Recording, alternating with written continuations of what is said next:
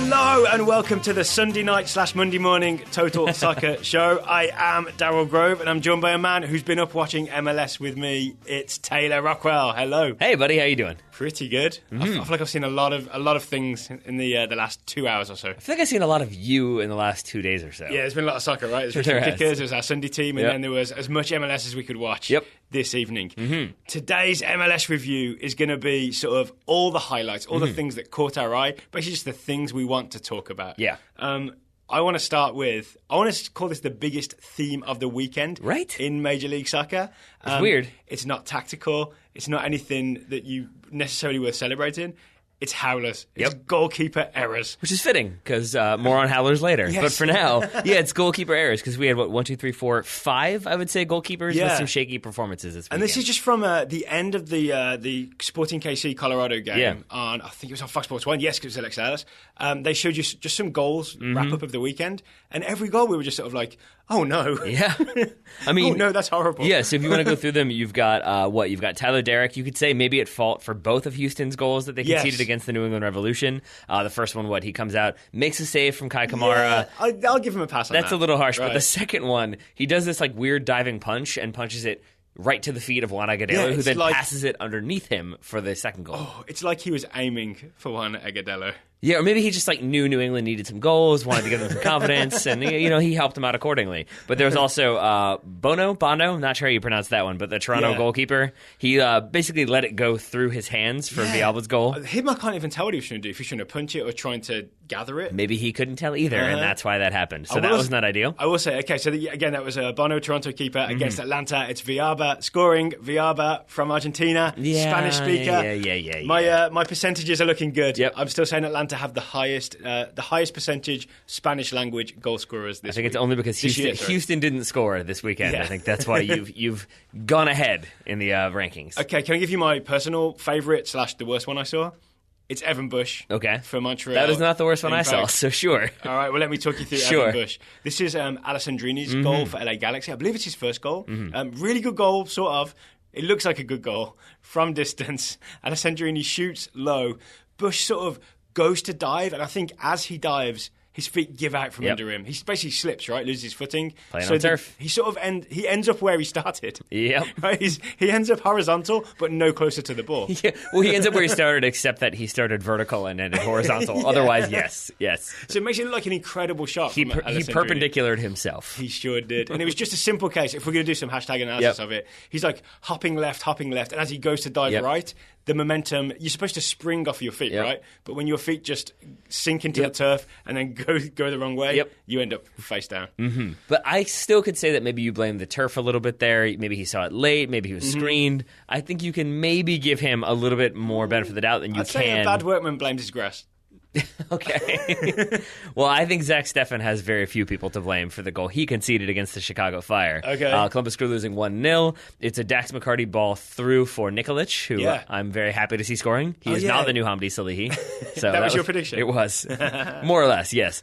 But it is still Nikolic from a relatively tight angle. He has a Crew defender on him, shoots that ball, and Steffen, again, I think the theme maybe here is bad goalkeeper errors stemming from indecision, and I would say he doesn't. I think he doesn't quite know if he's going to try to catch it, if he can stay on his feet, or if he needs to dive. Because I think his assumption is Nikolic is going to aim for that far post, so he's preparing to kind of dive across the goal. But then if you stay on your feet and if it's near post, that's going to be where you need to be. And instead he does something between the two. And kind of little from column A, little from column B. It looks almost like what I used to do when I was a goalkeeper and I was 11 or 12. And I was like, I can use my hands and I can dive onto the ground? Awesome. I'm going to dive unnecessarily all the time. And in this situation, the shot comes, it goes underneath his arm. The bottom of his arm bounces off, goes in the goal. So I would say just because of the angle, because there is a defender there, it wasn't that great of a shot. I think he could have done much better. Maybe he just thought that Dax McCarty through ball to Nikolic deserves a goal. Exactly. Let's make this happen. It was another great he ball. needs an assist. Another great ball from Dax McCarty. I'm really excited about him. Possible competitor for Michael Bradley in that number 6 spot for the US national team. Let's not go there. Yeah. And the other thing is, the Zach Steffen thing concerns me the most because he's the one who we think may be, one of those future US national team keepers, right? Yep. Didn't we see Zach Steffen in the U20 World Cup 2015? We We're very impressed.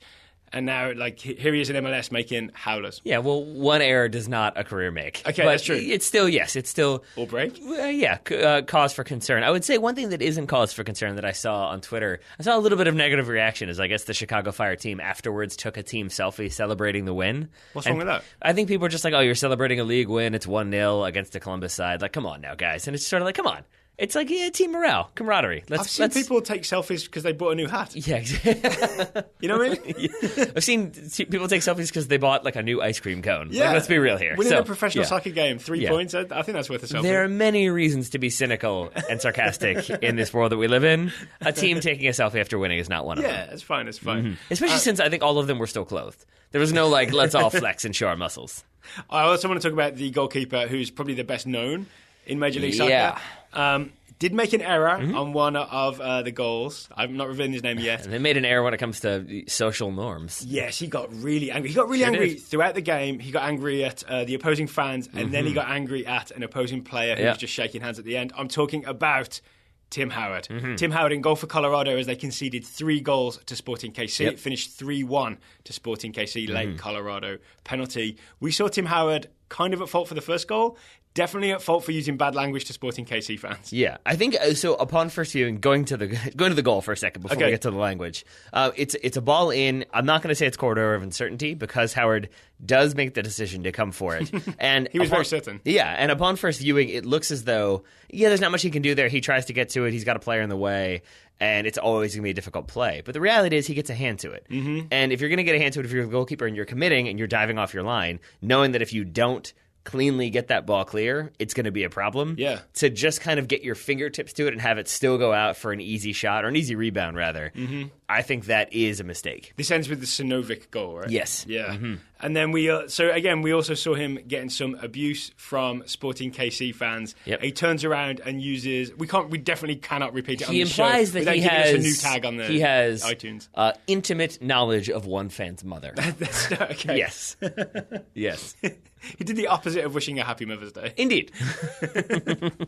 Which, I mean, and they caught it on a cell phone camera, which I think you've got to be aware now, right? If you turn and yell things at the crowd, you've got to assume that you're being recorded. Yes. And I do think you made this point off air that it is sort of strange because it's these fans who are just, really giving the business, really like hating on him. He was provoked, right? They are definitely swearing right back at him. The cauldron was bubbling. Yeah, and I think your point was like, these are the same guys who were in 2014 were almost certainly like, Tim Howard is the greatest player ever for I'm US assuming soccer. just because we all did. Everybody, July 2014, the Belgium game, we were all thinking, Secretary of Defence, Tim Howard's the greatest. He's my hero. That one guy was trying to hug him in the airport. You remember that? The compartmentalization of fandom. That's what that is. That's what it is, right? But then when he comes and plays against your team, you just give him abuse all game. Yeah. But, I mean, and they gave it right back to him because obviously abusing him as well. Then when the goals happen and the confetti flies, if you see the screen, I'm sure it's like a pre-programmed thing, but it can't be coincidental that all of that confetti is in the goal mouth. Yes, it's like all every of it. Time, and it's all over him. And you can see him like trying to get it off of him and it sticks to his head. And it's bad. When you concede a goal, you're a goalkeeper, you're very disappointed. When you're Tim Howard and you're on national TV, you concede a goal, you're definitely disappointed, right? When you're standing there being angry at being conceding a goal and suddenly it's raining blue confetti on your face and you have to just sort of stand there and wait for it to end, that's not what you want to be doing. And I do want to talk some more about those Sporting KC goals because they definitely merit discussion. But to close out, then, as you alluded to earlier, in the post-match handshakes, they caught it on camera. They asked Dom Dwyer about it. Tim Howard and Dom Dwyer get into it. And I would say that it's more Tim Howard getting into it than it is Dom Dwyer. Yeah. Now, that said, neither one really has commented on it. Dom Dwyer basically just said, I don't really know what that was about, but, it's in a game or whatever. He said, I'm not going to talk about specific players. Yeah. Let's talk about the team performance. Yeah. It's a good answer. That is the answer of a future manager right there. But it looks from the replays as though he said something, maybe in jest, and that made Tim Howard mad. Then Tim Howard stormed off. Dwyer definitely said something when Tim Howard stormed off. Tim Howard came storming right back and got in his face. So there's been some speculation that maybe Dom Dwyer was giving him stick about again, like having words with the Cauldron and the Sporting KC fans. There was some speculation that he had flicked off. He, being Tim Howard, had flicked off the Sporting KC fans. Yeah, it'd be weird if Dom Dwyer did it. Yeah, then on the flip side, there was some people maybe promoting the idea that I guess Dom Dwyer had been trash talking or getting in players' faces throughout the game. Isn't he kind of known for doing a bit of that? I mean, you could see it at different times. He was instigating. There was at one point when The Colorado players didn't think that they had conceded a corner, and the officials disagreed, and you can see Dom Dwyer sarcastically applauding as they complained. Yeah. So I think he was definitely stirring it up a little bit, so it probably is a combination of all of those different things. Oh, well, shall we talk about the Sporting KC performance? I think we probably should. Let's start with Dom Dwyer. Actually, before we start with that, I want to say, we talked about should we do this? Like, should we watch this game in studio and cover it live and then report afterwards? And I was like, no, Sporting KC, they haven't been that exciting. We've seen them in person. We've seen them a couple times. We don't need to watch it. And then they come out and put together a very, very exciting performance. I feel like it was personal. just to prove you wrong. Yeah, pretty much. Let's talk about Dom Dwyer. Sure. I believe his first goal since becoming an American citizen. So what you saw Sunday night was Dom Dwyer's first goal as an American citizen, first assist as an American citizen, first getting out of the way of the Seth Sinovic shot as an American citizen. Yep. Yeah, because the assist would be for the second goal, that lovely counterattacking goal, and I think he has the MLS assist for that. Yes, because he plays it in, then that's played in, and then it's a goal. Yeah. But you've got to get the MLS assist for that, right? Yep. Okay. But I mean, it's especially because it's a ball cleared out of the back. He chested. What's that? Gerso clears it. Yeah, more on him in a second. Basically, does that kind of overhead kick clear, just trying to get rid of it. Dom Dwyer settles it with his chest, beats a player, then beats two players, and then plays left, that ball. Then goes right? Loses two people. Passes it around a player, runs around, gets him on the other side, and plays it back across. Oh. It's very well done from Dom Dwyer. Yeah, and obviously we'll put a clip in the show notes if you want to see this. We'll try and put as many clips as we can, for all these horrific howlers and goalkeeper misses as we can. Yeah, it's Espinoza that he finds. Yep. And then Espinoza also plays a beautiful, I want to call it an unexpected, weirdly angled pass. Because it's outside of the defenders, but narrow enough that Gerso can run onto it. And if you watch this again, you're like, where did he come from? Yep. And the answer is the other end of the field. Yeah, he started at the other 18 and ran the full length of the field. Yeah. You can see him turn on those boosters when that ball is right? in there. Yeah, and then he finishes. I mean, it's a really good finish. Guinea-Bissau boosters. Yes.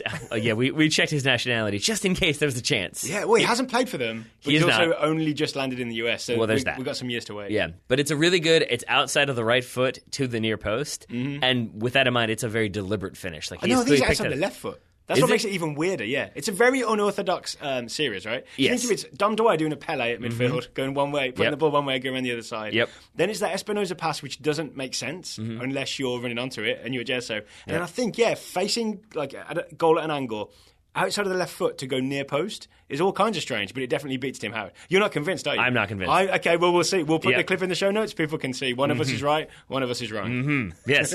Well, we shall see. But I think it was very impressive from him and definitely very impressive from Dom Dwyer making his, competitive debut as an American? I guess you could call it that. Yeah. March 17th is when he got the citizenship, because we went and looked at the Sporting KC clip of him waving maybe the not flag. then. Maybe not then. But definitely his first goal. Yes. His first goal as an American citizen. Yeah, I did enjoy that video of him getting his citizenship. I especially enjoyed him sitting in the courtroom, because that's where you have to go, obviously, just shaking hands with other people who are also getting their citizenship, because you have this idea that it would be like, oh, he's a celebrity soccer player, he gets his own ceremony. It's like, nope, he's in there. He'd have a special judge. Yep. He does not. How many people in that, I believe it was a Missouri courtroom, or Missouri, I'm not sure which one, how many do you think knew who Dom Dwyer was? When it started or when it finished? When it started. Probably the people who were reading out the docket for the day, who knew that he was one of the people getting their citizenship. Yeah. By the end, I'm pretty sure there were some questions as to why there's a camera crew following him around. Why is there a camera on this handsome man? I have to point out as well, you can't really... it's difficult to bring cameras in to courtrooms. I think you have to get special dispensation. Sporting KC must have filled in some paperwork. Yep. Yeah, or called in some favours. Yep. Speaking of Dom Dwyer, one thing we missed out on, remember our US co-ed starting 11? US Code 11 from last show. We missed out now the opportunity to have Dom Dwyer and Sidney Leroux up front. We could have a husband and wife US Did we miss out on that opportunity? A player who hasn't ever played for the US national team and a player who hasn't played for the US women's national team in a very long while. Okay, I guess you're not too worried about it. Not so much, no. More US strikers to talk about later in today's show, Taylor. But first, we have a new sponsor we're very excited about. It is Howler magazine. I feel like you've been doing some subliminal messaging in there by just dropping Howler in occasionally. Honestly, not deliberately. The first time I said Howler about the goalkeeper errors at the top of the show, it was just coincidence. But once I said it, I was like, oh, okay, I've hit a theme here. And I can't mention... I'm better at this than I thought. I can't mention subliminal messaging without going to the old Simpsons joke of the Navy has 3 different types of recruiting. Subliminal, liminal, and superliminal. What's superliminal? Hey, you! Join the Navy. So I feel like superliminal here is, hey, you! Subscribe to Howler. So we have got, this is genuine, because, we know George Qureshi, we've met him a couple of times, the editor of Howler magazine. He has given us, for TSS listeners, the very best possible deal you can get on a Howler subscription. Mm-hmm. It is 20% off the annual subscription price that has never been offered anywhere else before. I feel very salesy right now. And it is only good, it's about to get more salesy. This offer is only good until the end of the week. Mm-hmm. End of day Friday, 11:59 p.m. and 59 seconds Eastern Time. This deal is over. So you've got to take it this week if you want to take it. 20% off a Howler subscription if you use the coupon code TSS, easy to remember, TSS, at checkout. And that gets you access to the beautiful graphics in Howler magazine and the beautiful writing. You look at with your eyes when you open them. Yeah, exactly. That's how magazines work. And the beautiful writing as well. Some good articles from the last one that we enjoyed. The one I'm going to focus on, though, and I think we'll probably focus on together, in fact, is the U.S. Promotion Relegation Manifesto written by Peter Wilt. I like to call it the Pro Rel Manifesto because it sounds more punchy. Well, I am reading the official title. Is that the official title? Yes. Yeah. Mm-hmm. So if you're interested in Pro Rel, but maybe you're sort of turned off by some of the ways it's talked about, Peter Wilt has done an amazing job of just laying out the pros and cons for every sort of group involved, like fans, owners, clubs, that kind of thing. And then he pretty much puts a pathway for here's how it could work. Mm-hmm. One way with MLS involved, one way without MLS involved. It's an actual blueprint for what promotion relegation could look like in the United States. Yes. And I'm a person who is interested in the idea of promotion relegation, has not really been that interested in discussing it because I feel like it's not a practical thing at present. I would like to see it in the future, but I also have no idea how. Mm-hmm. So it's just been something that hasn't really dominated that much of my thought process. Uh-huh. So to read this, it was very interesting to see kind of all the arguments for and against laid out. And I overall I really enjoyed it. It gave me some new ideas, and I think people should give it a read. It gave me some ideas of the potential problems that I hadn't thought about. Like, for example, one idea that Peter Wilt raises is lower division owners, one of the problems for them, which I wasn't expecting, might be promotion. Yep. You could get promoted to a high division, and suddenly you're like, you have to make the decision. Do I spend the extra money to try and sort of keep up at this level, or do I just say, sorry, can't handle it. That's that's too rich for my blood. Yep. That's an actual problem you could be faced with in a promotion relegation system. So that's how in-depth this article is you see pitfalls to promotion relegation that you didn't even think could be there, but you also get some very convincing arguments for how the entire thing could work. You do. Even without MLS buy-in. That was the one that interested me. So if you want to get that article, or any of the other articles in the quarterly spring issue, then you can use the promo code TSS. Well, you could just buy one, or you could use the promo code TSS to get 20% off. And as Gerald said, good through 11:59 and 59 seconds on Friday night. If you hit Saturday morning, it's too late. Yeah. And the offer is only good for subscriptions, not for single issues. There we are. Take advantage of it this week. Well said, sir. And the link to go to is shop.howlermagazine.com, and they use coupon code TSS. All right. We promised some chat about another American striker doing good things. It's Jozy Altidore. It's still weird to me to think that we just ended with Dom Dwyer and then we're saying another American striker. Yeah, but it's happening. Waved that. I saw him wave that flag. I saw the judge stamp the thing. It's happening. It is indeed. It is indeed. Or it has happened, yeah. Yeah. So Josmir did not score for Toronto against Atlanta in that 2-2 draw. Very entertaining game from the highlights I saw. He did have an absolutely wonderful assist. He did. And the more so if you haven't seen this, it's a ball served in, and he's kind of like backing into a defender and just uses the outside of his foot to like drop it into the path of Giovinco to score. But there's more to it than just that, right? The more we watched it, the more impressed we were. We were. Forgive me, I can't remember. Do you remember the Toronto player who serves the ball in? Vasquez. Thank you. So it's basically Jozy Altidore is making the... All right. Jozy Altidore is making that run in, and he basically has found space in that 18-yard box. The ball comes in from Vasquez, and it's actually behind Jozy Altidore. Yes. So because Jozy's gesturing in front of himself, right? Like, serve it in here, I'm in on goal. Yeah. Get me. But the ball comes in from like behind, and so he basically has to make a very quick adjustment, which I think is incredibly impressive, given that he is kind of trying to like get into that space as quickly as possible to then adjust his body accordingly and read that Giovinco run. I think it speaks to the relationship that's formed there. Yeah. That he looks to play that ball. He has made the decision to play it before Giovinco is even like clear of the defender, even really like level with the defender. He just knows he's going, right? And I'm playing that ball. We slow mode, and we found the point where Jozy makes the decision. Yep. And Giovinco is definitely not in on goal at that point. Nope. It's just that they've got that link up. Yeah. Right? So it's very happy signs, I think, if you're a TFC fan. Yes. Or a Jozy fan. Yeah. And I would say if you're an Atlanta fan, I mean, this is the team that went to MLS Cup last season. I think to go and play against this team and get a 2-2 draw, you should be happy, especially since they finished that game a man down. They certainly did. Do you want to? So we had a request to talk about this red card. You want to talk about it? It's Yamil Asad is sent off in roughly the 75th minute or so. So Atlanta have to see out the game with 10 men for 15 minutes. It's an interesting one, right? Yeah. I've never gone so quickly from that is absolutely a red card, why are we even talking about this, to, maybe it's not.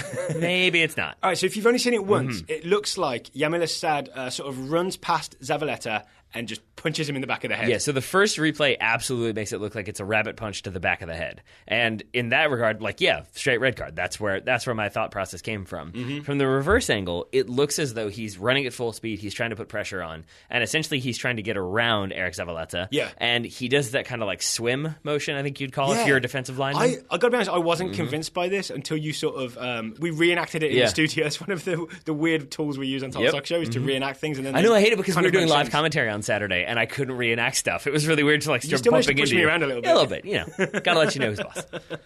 But the point I was making is, if you're Asad and you're just trying to run past Zavaleta, why not just tuck your arms in and run past? As you so often do when you run at full speed. Exactly. So that was when I saw you do it, like in full motion. To keep the momentum and to keep running, you've got to move your arms. That's why Usain Bolt doesn't run with his arms straight down by his sides. Right? Yeah, and I think, and this is where it's still debatable for me, because there's definitely contact. I can't tell if it's like wrist or forearm or elbow, but there's definitely contact. Asad definitely hits Zavaleta, so you can understand why Zavaleta goes down.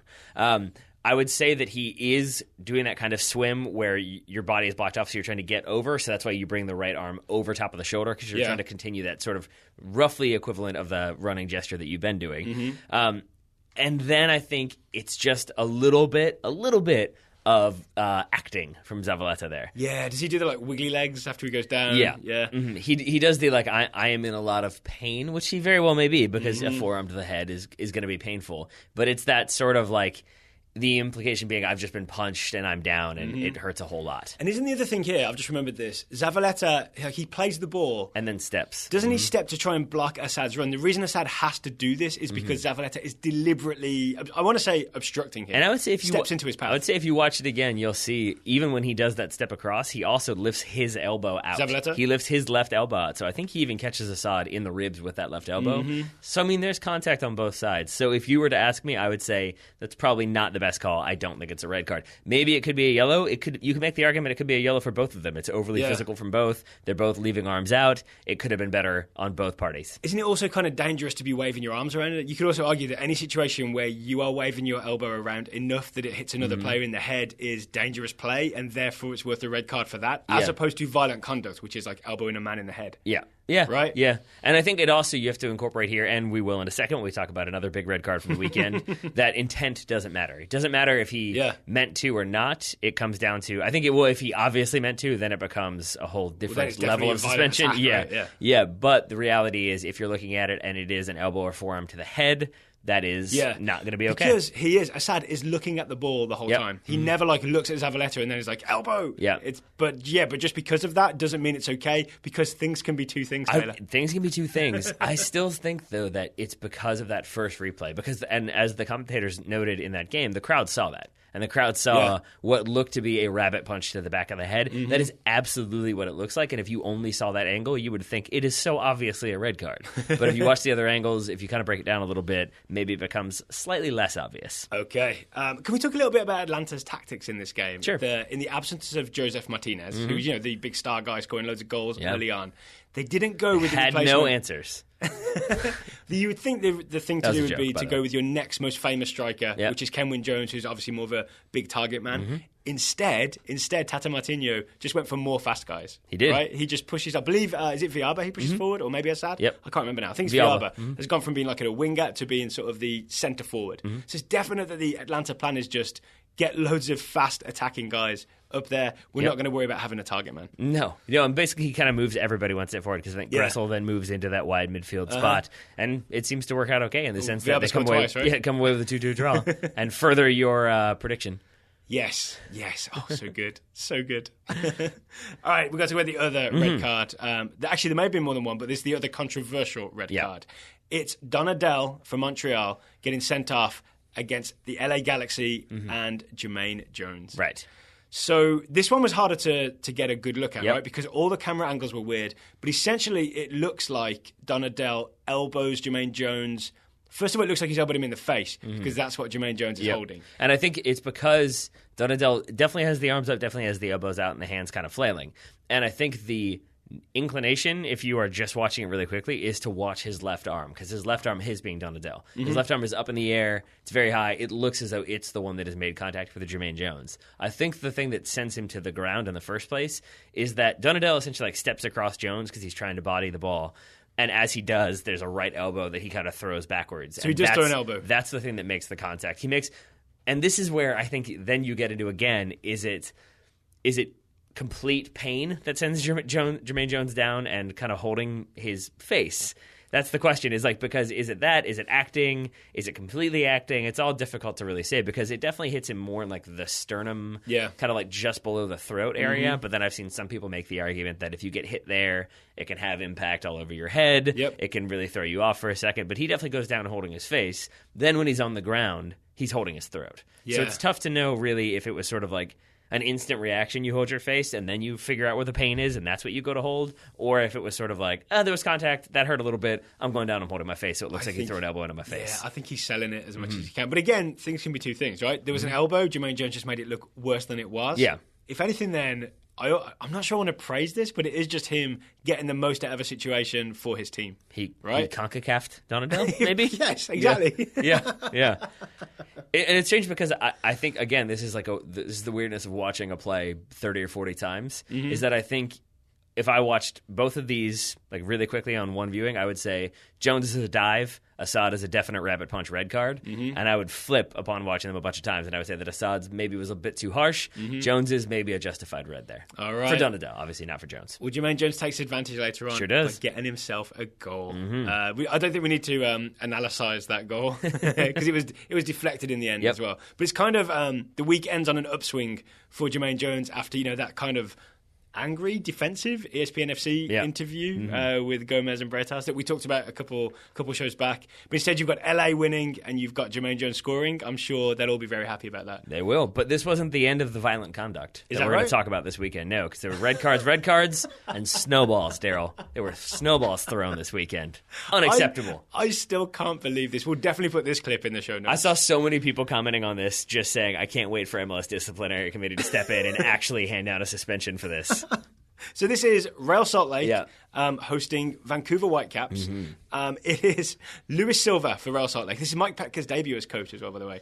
Luis Silva is like kind of through. Tim Parker wins the ball off of him. Vancouver defender Tim Parker wins the ball off him. Silva ends up face down in the snow because it is a snowy game. It's so snowy there's an orange ball. I think he's trying to win the ball back and basically overcommits and then loses his footing in the snow and falls. Yeah. And then gets up to see Tim Parker calmly dribbling away. Yeah. And as Tim Parker is just like Beckenbauer-esque, just dribbling up the field, playing the ball out, Luis Silva balls up a snowball and just throws it at his back. Yep.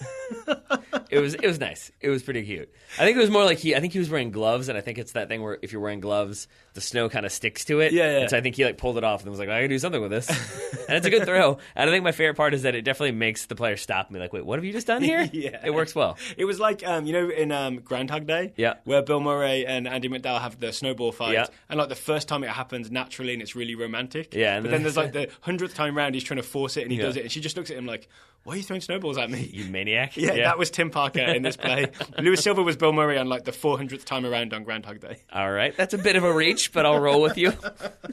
Your analogy questions were called into question on Twitter. You know that. Analogy skills were called into question. Excuse me. I saw. How do you feel about that? I feel like I just proved them right. Do you stand by it? Okay. But it's a really nice moment, I feel like, because it sort of shows the fun side of Major League Soccer, or just soccer in general. The fact you can just like casually throw a snowball and there's no stupid like red cards about it or anything. Yeah. What you do is Silva get a 10-game suspension now from. Let's hope not. And that would be much to the chagrin of Mike Petke, who got his RSL debut. Yeah, we talked about. Yeah, win debut. I'd say he's pretty happy with the 3-0 win. Even I enjoyed Matt Doyle's like kind of weekend roundup where Petke went from, like, yeah, we got to go out there and we were trying to play this, and it ended with like, in this type of weather, anything can happen. Like, it was very like, and it's whoever, I think he ends with like, whoever wants it more is going to get the result. So a little bit cliched, but I think he'll take that and a 3-0 win. I believe we also have a scouting report from this very game. Is it a US under 20? That's what I'm thinking. It is indeed. You know this already. Yeah. We've talked about it. Stop pretending like you just happen to know it. It's from Lucas Miller scouting Danny Acosta, the 19-year-old American midfielder/defender for RSL. Where did he play? All over the place. Acosta made his Major League Soccer debut with a start for Real Salt Lake, says Lucas. Danny, who recently made the move from midfield to left back, played as a right back for an injury-plagued RSL. He played well and seems to have exceeded fan expectations. Acosta was fast and, for the first few minutes of the game, had a few mistakes in Real's 3-0 win. Had few mistakes, very important distinction there, in their win over Vancouver. He had several good crosses, and as an RSL fan, says Lucas, I hope we get to see more of him and hopefully in his preferred position. That's interesting, which I guess is now left back, because this was kind of the shock at the U20 World Cup that we didn't pick a left back in the roster. But then Tab Ramos says, we've got a guy who's been practicing at left back. Turned out to be Danilo Acosta, to give him his full name. We weren't massively impressed with him at the U20 World Cup, were we? He looked like, especially against weaker opposition, he looked like someone who would make terrible positional decisions, but then just be so much better than his opposition that he could recover and get the ball back. Right?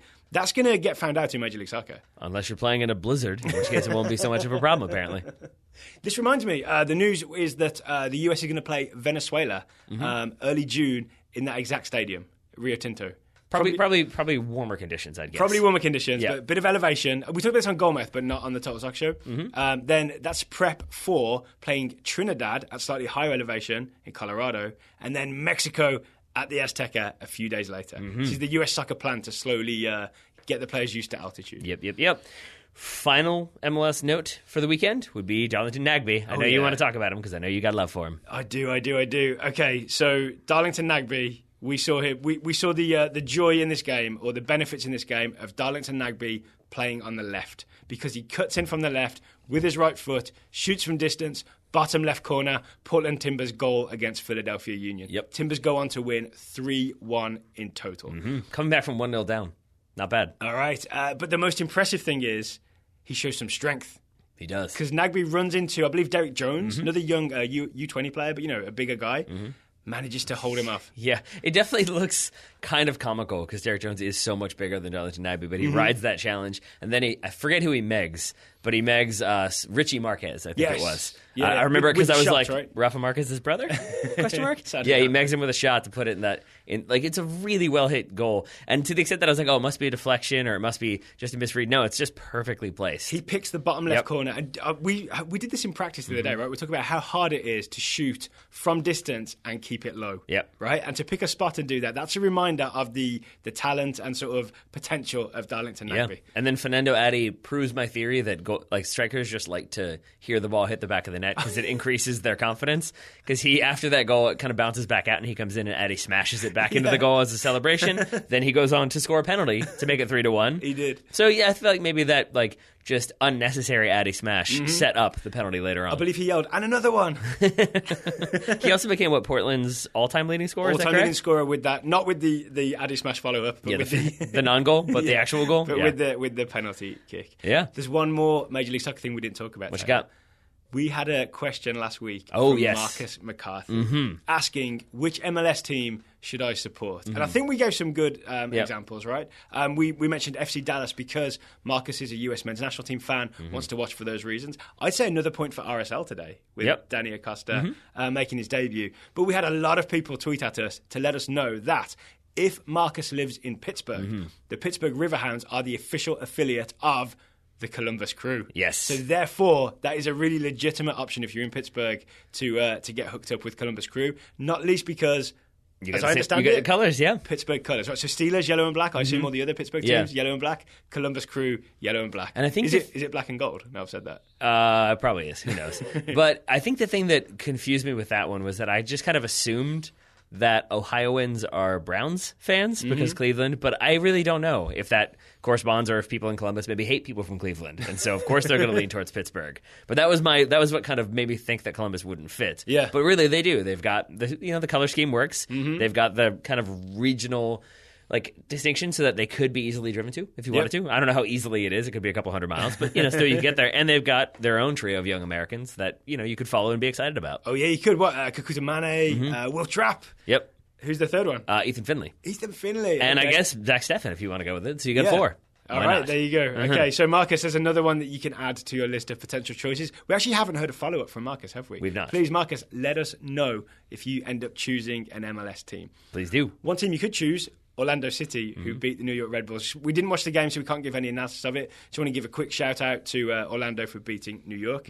Just for a packed crowd and the return of Luis Gil. I'll give him credit for that as well. So we did see the return of Luis Gil, who immediately got a yellow card. 84th minute substitution, 86th minute yellow card. Welcome back to MLS. I guess so. All right, so there is your MLS roundup for this week. Thank you again to Howler Magazine for sponsoring today's show. The link again is shop.howlermagazine.com. The code is TSS for 20% off. Taylor, you'll be joining me here again very soon for our Champions League preview. We're going to preview all the Champions League quarterfinal games for Monday afternoon. That show will be out. That we will. All right, Taylor Rockwell, thank you for taking the time to talk to me today. Right back at you, buddy. Listeners, thank you for listening. We'll talk to you again very soon.